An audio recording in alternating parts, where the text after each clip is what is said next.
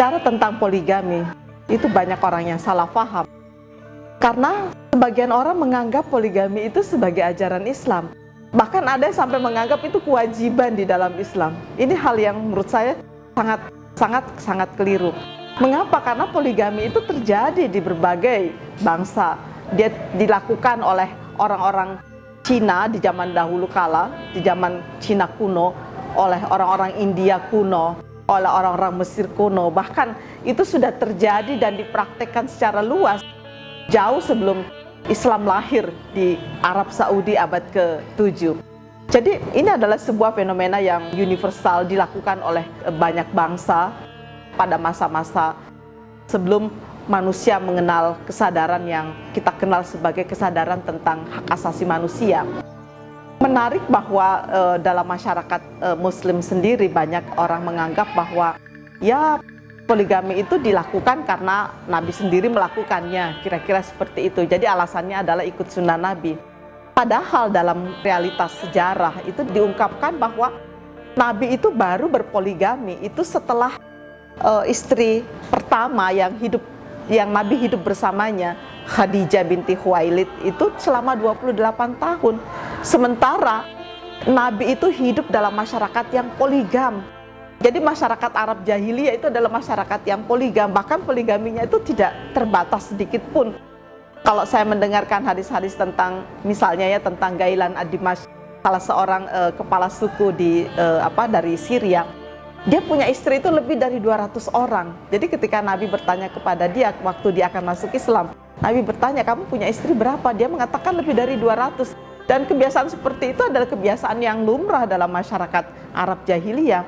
Artinya saya ingin mengatakan bahwa Nabi itu hidup dalam masyarakat jahiliyah yang tradisinya itu adalah poligami. Tetapi kenapa Nabi memilih mempraktekkan perkawinan yang monogami selama 28 tahun bersama Khadijah, istri pertamanya. Bukan tidak ada orang atau tidak ada sahabat yang menyarankan Nabi untuk menikah lagi supaya sama dengan kebiasaan jahiliyah pada waktu itu. Nabi mengatakan nggak bisa. Saya nggak bisa menduakan Khadijah. Khadijah terlalu mulia untuk saya sakiti. Artinya Nabi tahu bahwa poligami itu menyakiti perasaan perempuan. Jadi Nabi selalu menolak anjuran atau juga dorongan dari sahabat-sahabatnya. Biasalah sahabat-sahabat datang, ya Rasul, Anda kok tidak kawin lagi, kira-kira seperti itu. Padahal semua alasan untuk menikah ada pada diri Rasul. Dia seorang yang tampan, berbudi luhur, ya, memiliki akhlak yang mulia dan disenangi oleh banyak orang, termasuk juga oleh para perempuan. Tetapi Nabi tidak bergeming sedikit pun. Ya, ini satu tanda bahwa Nabi ingin menunjukkan kepada masyarakat Arab yang baru berubah ketika itu bahwa kehidupan monogami itu jauh lebih indah dari perkawinan poligami yang dilakukan oleh masyarakat jahiliyah ketika itu.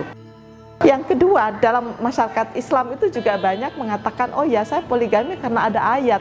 Dia lupa bahwa ayat itu tidak dibaca secara utuh. Memang ada ayat yang berbunyi fankihu ma taba lakum minan nisa masna wa thulatsa wa ruba'a. Ya, tetapi jangan lupa, jangan dibaca hanya sampai di situ saja. Kelanjutan ayat itu mengatakan wa illam ta'dilu fawahida. Kalau kamu nggak mampu berbuat adil, satu saja. Tetapi jangan lupa bahwa ayat-ayat ini dibaca di dalam sebuah konteks yang lebih lebih komprehensif.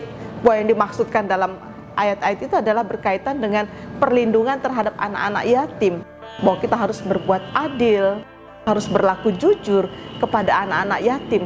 Karena itu ya bukan moral message-nya itu adalah poligami, tetapi bagaimana memberikan proteksi dan perlindungan terhadap anak-anak yatim. Karena itu saya melihat bahwa kalaupun poligami itu dilakukan, itu adalah dalam satu tarikan nafas dengan perlindungan terhadap anak-anak yatim.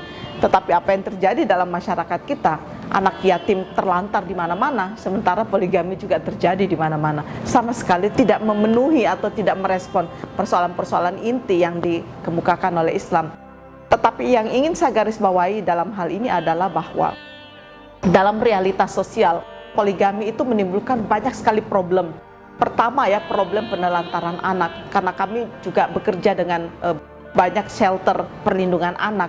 Kami melihat bahwa anak-anak korban poligami itu banyak sekali. Karena itu bagaimana mencegah poligami ini dengan alasan tidak lagi terjadi penelantaran terhadap anak. Karena penelantaran anak akibat poligami ini adalah sungguh-sungguh realitas yang tidak bisa dihindari di masyarakat kita. Mengapa itu terjadi? Karena setiap kali terjadi perkawinan poligami, tentu yang menjadi korban adalah anak-anak itu. Bahkan saya melakukan trauma healing terhadap sejumlah anak yang ayahnya itu adalah pelaku poligami. Sebagian anak itu merasa kecewa dan bahkan merasa putus asa dan mau bunuh diri dan merasa malu dalam kehidupan sosialnya. Bahkan ada anak-anak yang lalu putus sekolah. Mengapa? Karena dia malu diejek oleh teman-temannya, ayahnya itu tukang kawin. Jadi dia malu sekali ya.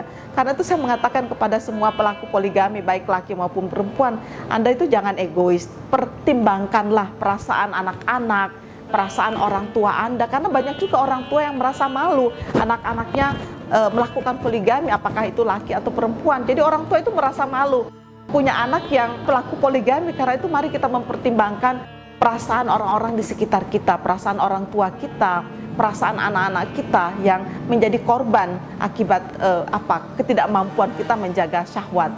Dan yang ketiga, menurut saya dampak buruk dari poligami selain dari penelantaran anak itu terjadi cekcok ya, dan juga pertikaian antar keluarga. Jadi biasanya dari keluarga istri yang satu dan keluarga istri yang kedua itu biasanya nggak rukun, dan ini menimbulkan, penelitian mahasiswa saya di Cinere itu menyimpulkan ini dengan luar biasa, bagaimana terjadi konflik di antara keluarga akibat perkawinan poligami.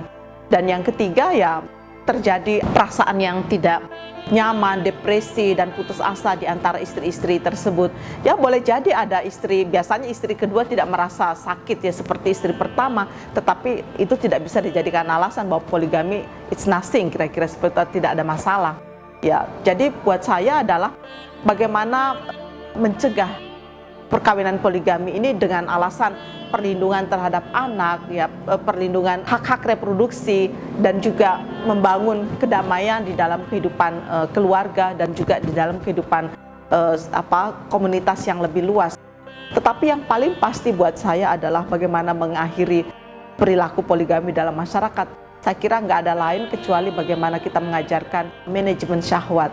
Karena saya melihat bahwa perkawinan poligami di masyarakat itu pemicunya itu tiada lain kecuali ketidakmampuan menahan dorongan syahwat itu tadi. Karena itu tidak ada lain, buat saya manajemen syahwat menjadi hal yang penting bagi suami istri. Baik suami maupun istri, manajemen syahwat ini menjadi sangat penting. Bagaimana semuanya, laki dan perempuan, para suami, para istri, ya juga bisa membangun sebuah upaya untuk tidak lagi memperturutkan hawa nafsu dan juga tidak lagi memperturutkan keinginan-keinginan syahwat yang seringkali sangat semu.